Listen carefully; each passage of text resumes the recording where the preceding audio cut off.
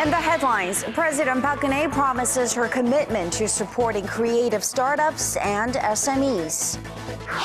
Korea's financial authorities announced a set of deregulatory measures for financial technology to breathe new life into the local financial industry. And with a new prime minister at the helm, debt-crippled Greece is in renegotiation mode, but Europe holds firm on Greece's bailout terms. Hello and welcome to ARIRANG News, live from Seoul. I am Kang Tae-ri.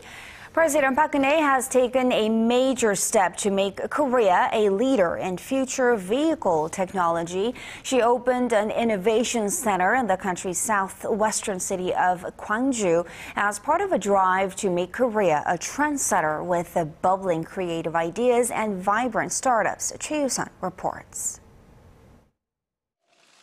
President Park on Tuesday launched an industrial complex in the southwestern city of Gwangju to help Korea emerge as a global leader of fuel cell vehicle production.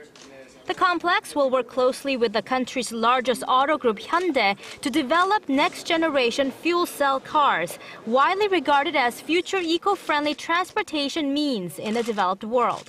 Fuel cell vehicles, or FCVs, produce zero emission as they are run by electricity generated from a chemical reaction of hydrogen and oxygen in the air. The president said she anticipates a successful integration of Hyundai's capabilities to mass-produce fuel cell vehicles and Gwangju's advanced hydrogen technology infrastructure to produce innovation. Compared to electric cars, they can travel up to 4 times farther in distance from a single charge, with charging taking only 3 to 5 minutes. Hyundai Motor is the world's leading maker of FCVs, having started manufacturing the hydrogen version of its Tucson SUV in 2013. It aims to take up half of the global fuel cell vehicle market share by 2018. But other global brands are catching up fast. Japan's Toyota recently started selling its FCV, Mirai, at less than half the price, with hopes to sell more than 3,000 units by the end of 2017. Industry experts say the government and conglomerates should not only focus on R&D, but also investing in infrastructure such as setting up more charging stations to increase sales, which in turn lead to more investments. Another task is to find ways to bring down the sale price by nearly a third from the current $140,000 for a Tucson FCV. Choi You-sun, ARIRANG News. The idea of banking without the banks is catching on, not only in Korea, but also around the world. And to keep up with the competition and to breathe life into the financial industry, Korea's financial authorities are promising changes. Connie Kim reports. The day when you can wire money to your friends after just a quick fingerprint or retina scan may not be too far away. Korea's financial authorities have announced a set of measures to make sure the fintech industry, short for financial technology, ensures the ultimate convenience. The transaction limit is set to go up, and the entry barrier is to go down. The idea here is to simplify mobile payments and encourage innovation in finance. In the bigger picture, it's part of the Park Geun-hye administration's campaign to deregulate and find new growth engines. The volume of mobile payments has been growing fast in Korea too, with the total flirting with the $3 billion mark as of the second quarter of last year. And with digital wallets such as Apple Pay and Alipay replacing cash and credit cards, the global market is expected to grow fast. There are security concerns with cyber breaches at major government agencies and banks over the past few years in Korea.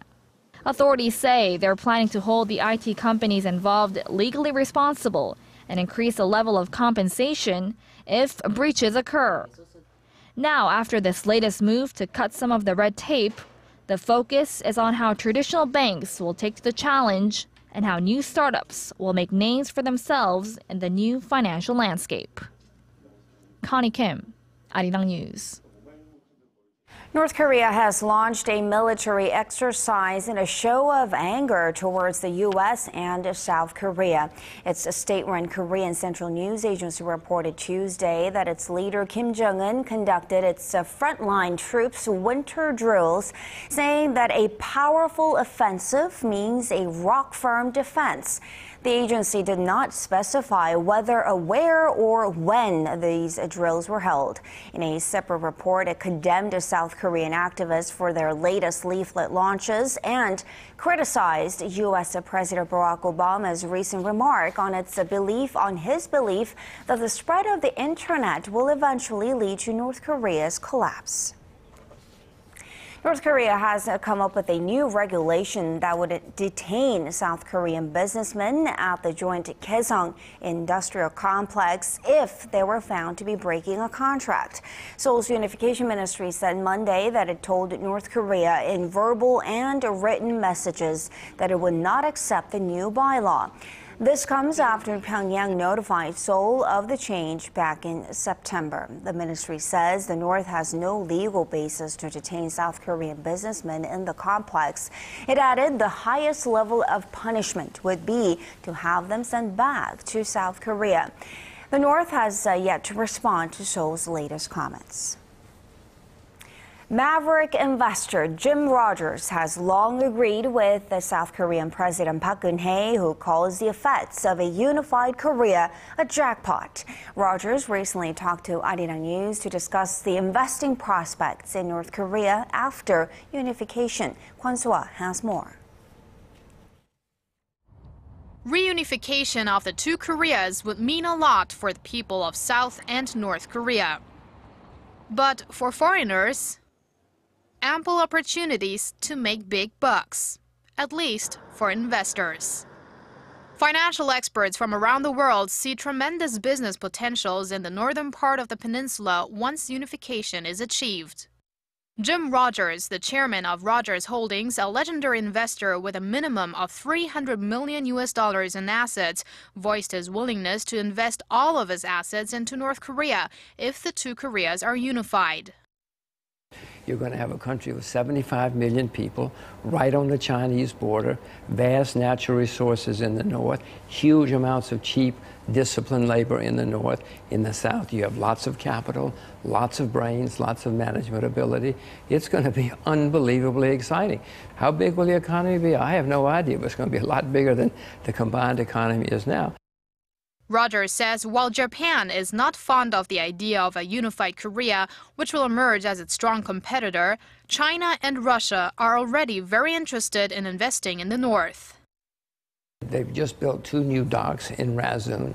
If you look at a map, the Rasun is the northernmost ice-free port in Asia. So you put goods into the port, put them on the train, and Russia has just rebuilt the railroad into Rasun. So that's going to be one good that they want it to be, and it will be, a transportation hub going forward.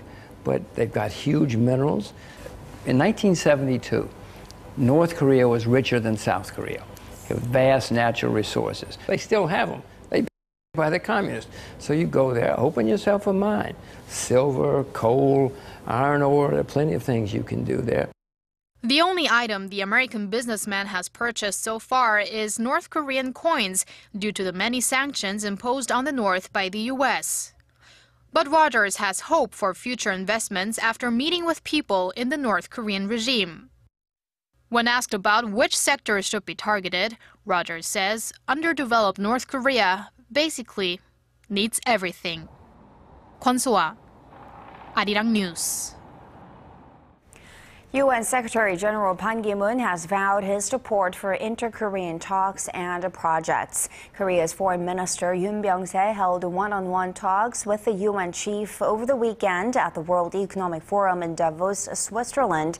During this meeting, Mr. Ban conveyed his hopes and willingness to help find a breakthrough between the two Koreas. He also called on Seoul to join global initiatives on climate change as well as sustainable development and expressed gratitude for Korea's active role in the global fight against Ebola. The United States has once again expressed support for Korea in its diplomatic row with Japan over history. U.S. Ambassador to South Korea Mark Lippert said Washington understands that Japan's wartime sexual enslavement of Korean women is a highly charged issue. Hwang Sung-hee reports. Japanese Prime Minister Shinzo Abe's seemingly unapologetic attitude about Japan's wartime atrocities is drawing concerns from the United States. In an interview on Tuesday, U.S. Ambassador to South Korea Mark Lippert recognized the gravity of the so-called comfort women issue. The President of the United States, when he was here in April, called the treatment shocking. So we know that it's tough and a very emotional issue. The unresolved matter of Japan's wartime sexual enslavement of Korean women has been the biggest thorn in Seoul and Tokyo's bilateral ties. Abe stirred things up this week by hinting that his so-called Abe statement may drop words of apology used in statements by his predecessors. He is set to unveil it this summer to commemorate the 70th anniversary of the end of World War II. Lippert expressed U.S. support for the existing Kono and Murayama statements and addressed President Park Geun-hye's recent efforts to mend ties. We found that President Park's recent proposal of a trilateral foreign minister meeting as a constructive step that could possibly lead to a trilateral summit. The ambassador welcomed Seoul's efforts to improve relations with Pyongyang, saying the U.S. has no concerns with the speed or scope of the inter-Korean dialogue proposed by President Park. And when will Washington be ready to engage with the communist state? That, he said, is when the North is willing to take steps for a complete, irreversible, verifiable denuclearization of the Korean Peninsula. Hwang Sung-hee, ARIRANG News.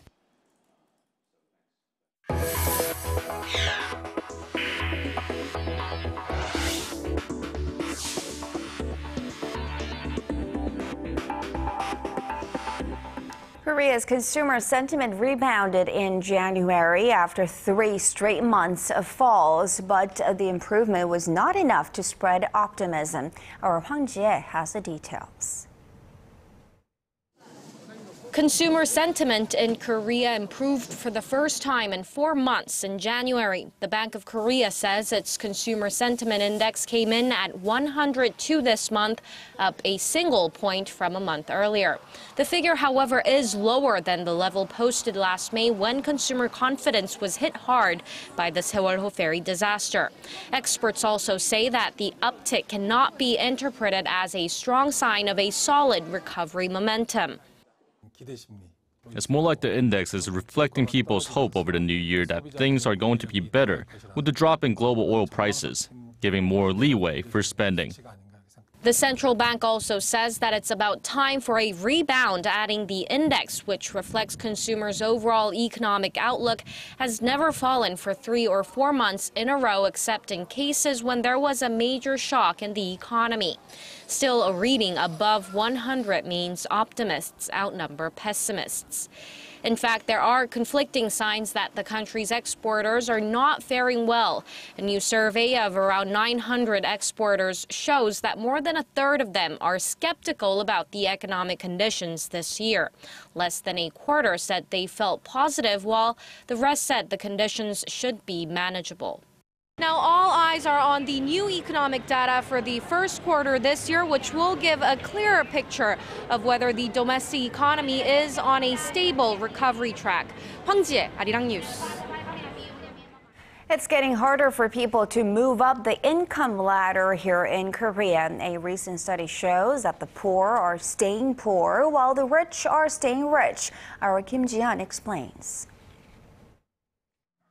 It's getting more difficult to climb up the socio-economic ladder in Korea, particularly for those living under the poverty line. A study by the Korea Institute for Health and Social Affairs shows that a mere 23% of them escaped poverty in 2014. That's the lowest rate of escape since the first study in 2006. The percentage of people who went straight from the lowest income bracket to the highest without spending time in the middle class increased by a mere 0.3%, an eighth of that recorded 8 years ago. The study also says the rich are likely to stay rich. More than 77% of those in the high-income bracket in 2013 remained in the same income bracket in 2014. On the other end of the scale, the number of people who filed for bankruptcy and signed up for debt workout plans hit a record high of 110,000 last year, a near 5% increase from a year ago. The study blames labor immobility for the lack of movement across the social-economic ladder. 83% of those with temporary positions in 2013 said they were unable to find a full-time job in 2014. Nearly 93% of those with full-time jobs kept their positions during the same period. Kim Jeon, ARIRANG News. Global oil prices have more than halved over the last few months, but drivers in Korea are not exactly enjoying most of the benefits. Our Kim Min-ji reports why Korean prices at the pump are still lofty. Global crude prices have been on a downward spiral in recent months. However, gasoline prices in Korea haven't been falling as quickly as local drivers would have liked. Dubai crude, which accounts for nearly 90% of Korea's oil imports, traded at $93 a barrel during the first week of October last year, but has since plunged over 50% to $45. However, at the pump, the average price of a liter of gasoline fell from about $1.70 to about $1.30 over the same period. This is only a fall of 18%. Why the big difference? Industry officials point to a string of taxes levied on oil consumption. Ex-factory prices of gasoline have indeed fallen in line with global crude prices, but consumers in Korea face transportation, road, and education taxes totaling some 70 cents per liter, plus a 10% oil consumption tax. With the taxes largely fixed, their proportion in consumer gas prices has surged. The tax currently makes up over 60% of gasoline prices, up from 54% 3 months ago. But consumers aren't the only ones dissatisfied. Gas stations are also battling it out for customers and are doing all they can to slash prices, even if it is just by a solitary cent. Kim Min-ji, ARIRANG News. Prosecutors have confirmed that Olympic gold medalist swimmer Park Taehwan has tested positive for the male hormone testosterone, which is on the list of banned substances. Park's management team says he received an injection for a knee injury and did not know that the substance was on the concoction. Park's doctors also said that they did not know that the shot contained the banned substance. The prosecution is considering whether to also indict the hospital and doctors for unintentional infliction of injury.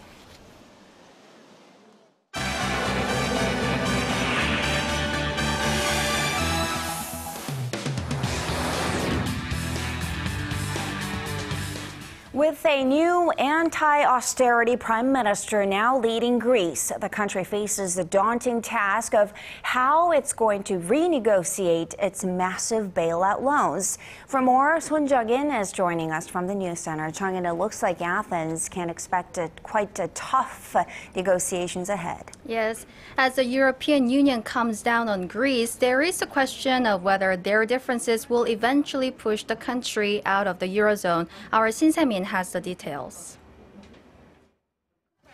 With radical leftist Alexis Tsipras sworn in as Greece's new prime minister on Monday, the debt-crippled nation is demanding its debt be cut as part of a plan to renegotiate the bailout package.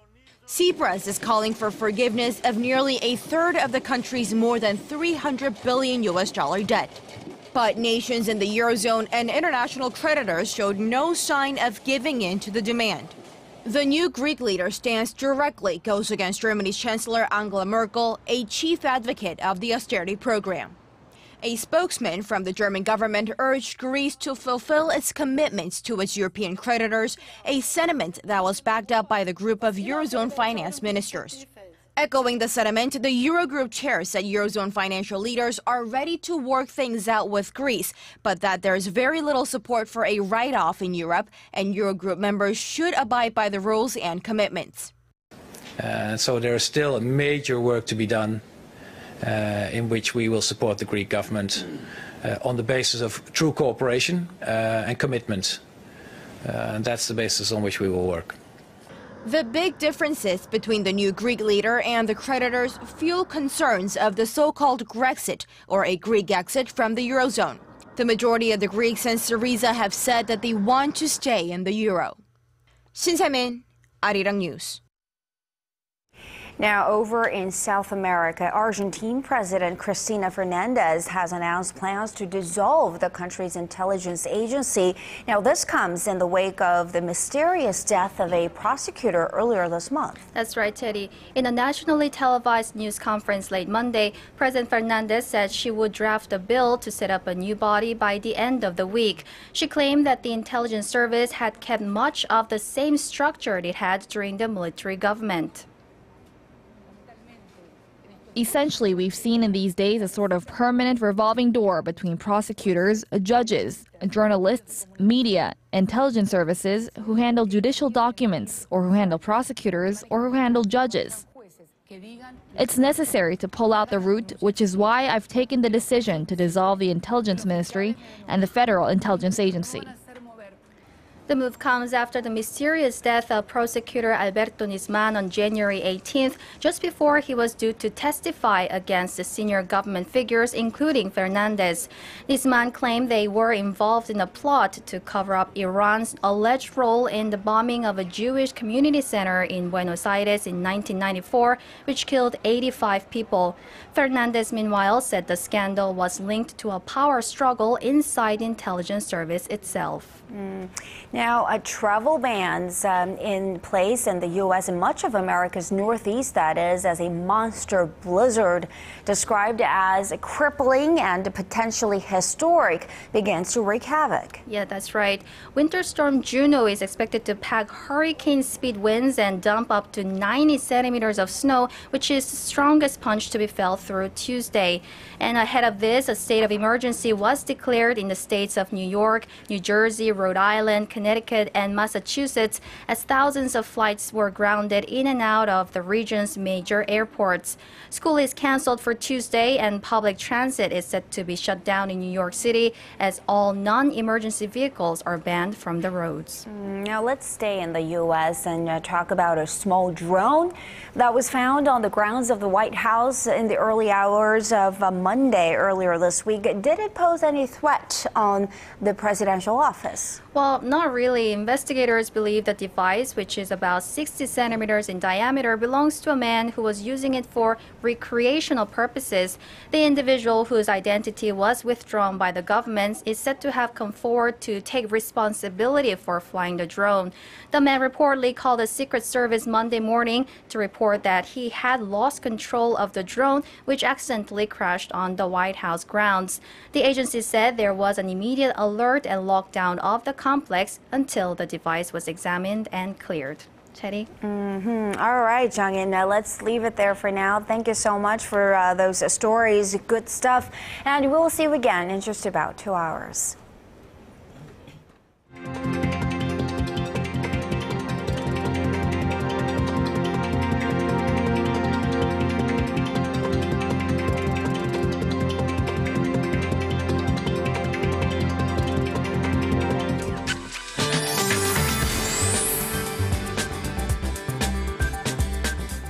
Hello and welcome. I'm Kim Bo-kyung with your weather outlook. We begin with news of snow showers falling along the eastern coast due to winds blowing from the west. So recently, we've been able to enjoy moderate winter weather, but numbers are now back down to the seasonal averages. In fact, temperatures are set to drop even further tomorrow morning, so make sure to bundle up when heading outdoors. Other than that, a mix of snow and showers will continue to fall along the eastern coastline. Up to 10 centimeters of heavy snow is forecast for the coasts of both Gangwon-do and Gyeongsang-pukto provinces, while about a centimeter will fall in parts of Gyeongsang-namdo. Well, the rain will accompany the snow. About 5 to 10 millimeters will fall in most parts of the eastern coastline. Looking ahead, more showers will continue to fall down south from Thursday through Friday, while sunny skies will greet most regions. On to tomorrow's readings. The morning low here in the capital drops to -8 and will only reach up to 1, while Gwangju hits 4 4, Busan reaches 8. Meanwhile, Taehwan makes it to 2, Jeju hits a high of 6, Dokdo 1, Mount Kumgang -6. Those are the updates I have for you now, and here's a look at the international weather.